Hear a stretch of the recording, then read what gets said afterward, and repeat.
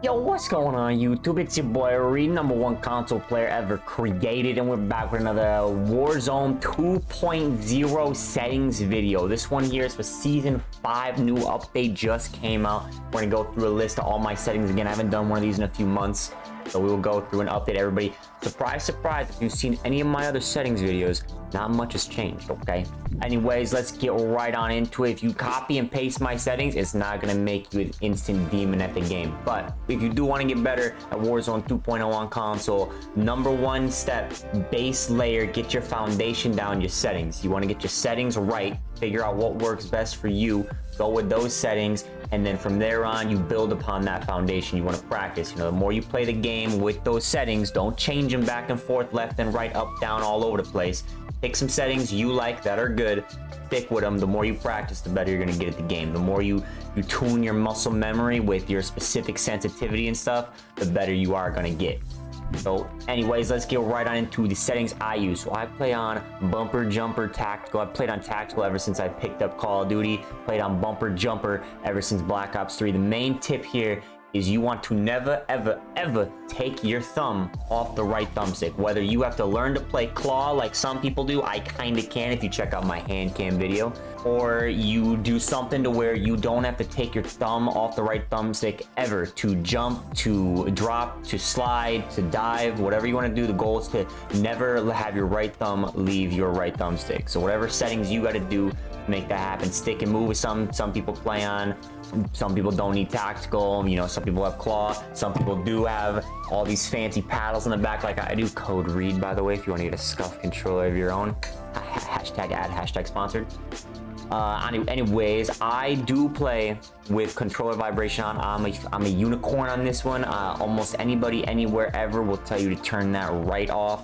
I've never played anything ever with a controller where the controller doesn't vibrate with what I'm doing. It feels weird to me. I don't like it. Can't shoot straight. Not a fan. I literally, I've had to get a new controller before because the only issue with my old one was the vibration stopped working. Had to do that in the past. It doesn't happen anymore now that I have hashtag scuff, hashtag ad, hashtag code read.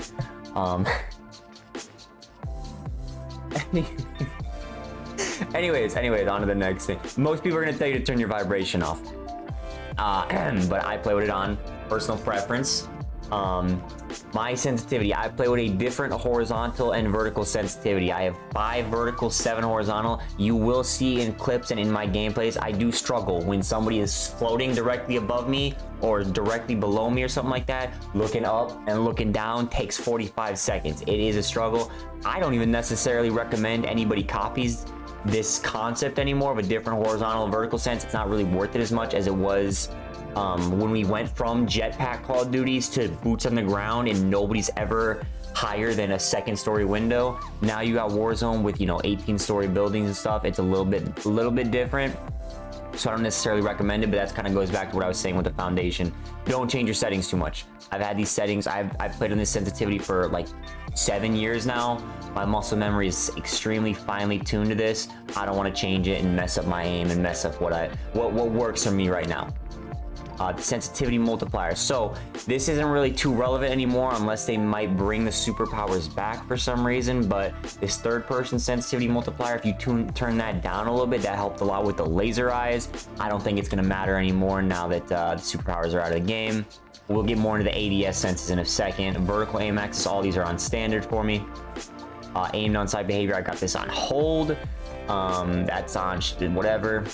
Auto tactical sprint. Automatic tactical sprint is not worth it in this game compared to Warzone 1. You do not need to run around constantly tac sprinting to constantly slide cancel and have insane movement and be super nasty like all the YY TikTok VPNers are. Not necessary. If anything, auto tactical sprint ATS is more detrimental than it is beneficial in this game. So I've got that turned off. But to balance it out so I still can move as fast as possible, we got another setting I'm going to show you guys in a second. What else? Weapon mount activation, ADS and melee. Some people have this set to where you automatically mount on a wall if you ADS. I don't recommend that. I see that mess people up way more than it helps them. I would definitely, you want to be able to mount. You don't want that to off. You want to be able to mount because that does reduce recoil on your guns when you do that, when you can do that. So one of these 2 settings is definitely something that you want to go with, definitely not the other 2. Prioritize interact is a very important setting to be able to grab everything off the ground as fast as possible. You definitely want that. That's how people just run through a pile of loot and just grab up everything in 2 seconds. I was mind blown to find out that I used to play on tap to reload, but prioritize interact literally makes you pick things up off the ground way faster. So definitely turn that on. Apply all the armor plate behavior. Definitely not that drastic of a change, not a super necessary setting, but I would recommend you turn apply all on. That way you can apply all 3 plates at once without having to constantly hold your armor button. The advanced, as many of you might have known from Warzone 1, switch to Warzone 2, aim assist cranked, baby, cranked. We've got it tuned on, tuned to default. We got it cranked all the way up, bro. Back in Warzone 1, I used to try and, like, you know, impress the mouse and keyboard players because I didn't know who a lot of them were. I just knew that they didn't like aim assist, didn't know why, didn't understand it. Then I got to know who a lot of these mouse and crybabies are, and I love pissing them off. It's so much fun making them cry and whine and bitch and complain. So aim assist cranked all the way up, baby. Yes, sir, you already know. I play on the linear aim response curve type. A lot of people are like, oh, this one's the best, or this one's the best, or this one's the best. No, none of these 3 are the best. It's more about personal preference and how your brain and hand-eye coordination reacts and what you like best. I recommend you try all 3 out. Whichever one feels the best for you is the best for you. Go with that one. There's not one that is better than the others. Try them all out, personal preference. We have the custom sensitivity per zoom. So my low zoom all the way up to 5 times is set to 0.8, and my 6 times all the way up to high zoom is set to 0.9. So it's more like your sniper scopes, and this is more your long range AR types. This is definitely a good setting to have. That way you can still turn fast. You can have a higher sensitivity while not aim down sights. And then when you do ADS and you want to be more precise with your aim, you have a lower sense with this. That's what this does. So that's a beautiful setting that you definitely want on. Ideally, you want most of your dead zones to be pretty low. You want your button dead zones on your triggers. I have the fancy triggers with my hashtag code read, hashtag scuff, hashtag ad sponsored. So when I click on my scuff controller, my triggers, this is as far in as I need to go. This is as far as the click will physically go. So I definitely recommend, if you don't have those, just tune your dead zone all the way to 0. Your minimum inputs, you want those to be as low as possible because that is what's going to make your thumbstick feel more responsive. A lot of people say, oh, if you have a little bit of stick drift, just turn your dead zone up. You don't really want to do that because you got to think how often does your stick slightly drifting on its own when you're not touching it, how often is that ever going to affect you shooting somebody in a gunfight? When you are doing movements with your thumbstick, it's never going to make a difference. Now, unless your thumbstick is just doing 360s on your own, if you drop your controller, unless it's doing that, then you might want to have to get a new controller at that point, hashtag code read. Otherwise, you want this to be pretty low. I would recommend you don't change this back and forth between whenever you get a new controller or something like that. Just pick one number and go with that at all times. Even if the stick moves just a little bit on its own, don't really worry about that too much. The left stick max, I turned this down a little bit to try and help with getting to that maximum movement speed possible and being able to hit some faster movements. I did to 0.8 back in Warzone 1. Transfer that over to Warzone 2 doesn't really make too much of a difference in this game with the lack of movement. The gyro behavior, I've got all that turned off. I still haven't really explored with that too much. So that's some like fun type settings that I don't really think are gonna offer anybody a tactical advantage at all in the game. So I'll skip past all that since it's all off. And then we've got this one. This right here is the auto tactical sprint alternative single tap run. So basically what this does is default settings, you click for you press forward on your thumbstick, you walk. You click once, you run, you double click, you tactical sprint where your gun points straight in the sky. This gets rid of the need to double tap. There's never a point when you want to sprint forward but not tactical sprint forward. You don't ever want to do that. So this eliminates that middle step. You click once, you're tactical sprinting. So there's a fantastic middle ground between auto tactical sprint and nothing. This is exactly what you want to have on. I definitely recommend this one. All 3 of these, you want to turn these to off. This is going to help you not mantle onto things in the middle of gunfights when you really don't want to be mantling. It's really annoying when that happens. So turn all these 3 off. It is a game changer. It's beautiful. Invert, slide, and dive behavior. So yeah, this is inverted because this is what you'll see streamers do when they go and run off a roof and they just hit a super parachute. They get that like extra lunge distance. That's because they're diving, because all they have to do is click rather than hold their button to dive. So I definitely recommend you invert that. Diving is way more useful. Even with the buff slide speed, sliding is a little bit more useful now. Still, diving is way more important, especially when it comes to like diving off the ledges for that extra distance on those parachutes. Auto deploy, turn that off.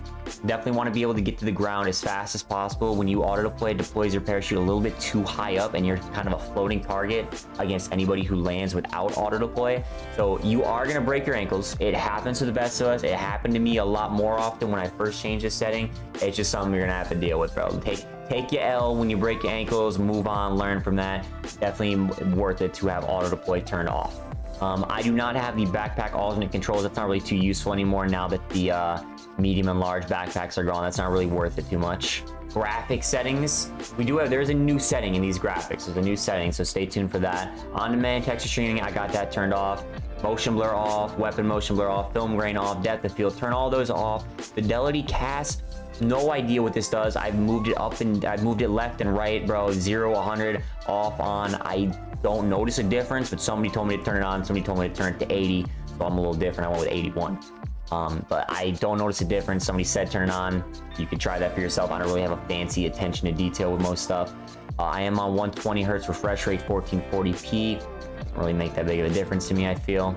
FOV 99. You definitely don't want to. I know you got your console players. You just went from being forced to only play on 80 for all the Warzone 1 to be able to go up to 120. So a lot of Billy Bob's like, oh, turn it all the way up, max field of view. That's totally better. That ain't it. That ain't how it works, bro. You do not want to crank that all the way up to 120. There's a reason why a lot of the people who are really good at the game don't play on max sensitivity.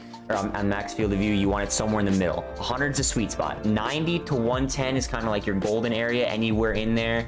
If you want it to be lower, go with the more 90. If you want higher to be able to see a little bit more closer range and not as much far range, then go with like a 110. But realistically, 100 is your sweet spot. Right in the middle is where you want to be. And I'm so quirky and different, so I went with 99 because we don't want to go triple digits. Effective field of view is definitely the better one. That's what I was told. I have no idea. First person camera movement, make sure you turn that down to 50% at least, all the way down. I did the entire Orion camo grind with this on default without realizing it, and I was wondering constantly why my screen is so damn shaky. That's why, because I forgot to change the setting. Don't make the mistake I did, turn this down to 50%. Also, I recommend every time there's a new update, a season reloaded, new season, whatever, just go through your settings real quick, check. This game has a tendency to change settings on its own for some reason. It restores random things back to default, so make sure the game doesn't do that. Go through every once in a while and check your settings, make sure everything's right. This is the new setting right here. We got eco mode. Oh, brightness, by the way. Brightness is 50. I got a 50. It's kind of more specific to your monitor, whatever you want your monitor to be on. Eco mode. This is a brand new setting. Turn that shit off. This shit is pointless, bro. This don't even matter, bro. I got the patch notes pulled up right here, okay? This is what it does here. Off. Same behavior as you've been used to. Minimal. Your frame rate's capped at 60 hertz and a slight drop in 30 scene resolution. The multiplayer and Warzone lobbies only. Lobbies. So this doesn't really affect you in game. Full caps it at 30 hertz. Again, pretty pointless. Pretty pointless. I don't really think it matters too much unless you really care about power saving settings. I would just turn it off, not even worry about it. Doesn't really make too much of a difference. And it says it doesn't even affect you in game. Some people are claiming it has side effects that affect other settings if you have it on. I don't even feel like dealing with that. We're just gonna leave it off. And then we've got what's next. We got the audio settings, baby. Master volume 68, because that's as close to a 69 as I can get here. We got the headphone bass boost on. I've tried multiple different settings here. Footsteps are just awful, just in general in this game, and in Call of Duty, footsteps are always just kind of awful. No settings you're gonna do are gonna make them picture perfect. You're always gonna struggle with audio. That's just a Call of Duty thing, bruh. I've tried them all. None of them are better than the others. They just kind of change the way things sound, but nothing's better, nothing's worse. I definitely do not recommend you crank your settings all the way up to the max though and turn your headphones as loud as they could be. Okay, it is not worth it to go deaf by the age of 29 because you really want to hear footsteps in a video game you're playing for free. Definitely not worth it at all. It's not. Turn that down. Quit sound whoring. Quit being a sound whoring little rat. Turn your headphones down, bro. It's not that deep. What are the other things? What else we got here? What else we got? I only play Resurgence now. I don't really play the big map, so prox chat's not really something I get to hear anymore. I've got my mic, my game chat mic, purposely set to the settings that I can make it sound as god awful as possible. This is what my game chat mic sounds like. This is what all my random field teammates hear. I love it. It sounds so fucking god awful, like I'm in the inside of a fucking toilet. Yeah, so that's fun. I've got it set like that on purpose just to bug people. None of the other audio settings are very important at all. and then we got the interface. The only thing really useful in here is the color customization settings, because that's why you see my pings instead of none of my pings are white. I've got my default neutral pings, so when I ping, I've got that set to pink. That way it sticks out a little bit better on the map. It doesn't really blend in with the background. And then also some people ask why my game looks the way that it does. So I've got two different things. There are three different things going on with my game that might make it look a little bit different than your PS5 or PS4, whatever POV. I've got the color filter set to filter 2. The filter target to both, and the intensity to 80 rather than 100. And then also on my stream specifically, so this is something you guys are seeing that's not what it looks like on my gameplay monitor. I've got a filter on my stream to increase the saturation by 0.69 and to increase the sharpness by 0.2. So that does a little bit to increase the overall quality of the picture, but again, that's just for stream. That's not really that big of a drastic difference anyways. Minimap shape, definitely want that to be a square. Don't want it to be round. As you can see in this little image right there, the square literally has more minimaps, so you definitely want that. You want the compass on. I'm still trying to get used to it, but one super minor tip is if you don't have a UAV up and you hear people shooting an unsuppressed gun and it's somewhere and you can't tell where, the compass will actually show the red dots. They won't show up on your minimap, but they will show up on your compass. So that's something that I still have to get used to kind of looking at more. I'm not really a BR player. I'm not used to this whole compass being a thing at the top of my screen, so I'm not used to looking at it very much, but it is beneficial if you can. You do want these red hit markers on, that way it lets you know when you get a kill on somebody. Definitely beneficial there. And then the center dot, yeah, you definitely want the center dot on as well. That allows you to work on your centering, like I don't even really realize that it's there even though it's on, just because I know where my centering is. As somebody who's loved sniping in Call of Duty for 10 plus years, I know exactly where to center my screen is. I don't need this dot showing me. But if you are looking to improve your centering, being conscious of where this dot is and where you're positioning it at all times can definitely help you out. I definitely recommend having the center dot on. And then a lot of people actually still don't know this to this day, but consoles can show your latency, like your ping to the server and your packet loss in the top left of your screen. That's in your telemetry, in your interface settings. So I've got these turned on. I don't really need the clock or the connection meter, but I've got these two turned on so I can see my ping to the lobbies in the game without having to check the menu. And then this is another, the biggest, most important setting that they've added in the entire game, bro, since this game came out: inverted flash. That way it stops looking like a nuke goes off in your eyeballs on your screen, bro. You stop going blind by the age of 30, along with going deaf because your headphones are cranked too loud. You could turn inverted flash on, and when you get flash ping, it turns your screen black instead of pitch white. Chef's kiss, fantastic W setting right there. Turn that on. It might scare you a couple times at first when you aren't used to it because it looks like your game is going to crash, but it is definitely something that you want on to save your eyesight. Other than that, that is pretty much all of the #1 console player settings. I've got some of the more important ones in the quick settings menu. Just in case I ever want to troll around with a gyro behavior, or if I ever need to change my vertical sensitivity. This is more for like DMZ when you got to do missions because it's a little buggy. And this is when I need to turn some volumes down when people are really loud or quiet in game chat. And then if I just need to turn things down for like shipment or something with a lot of explosions.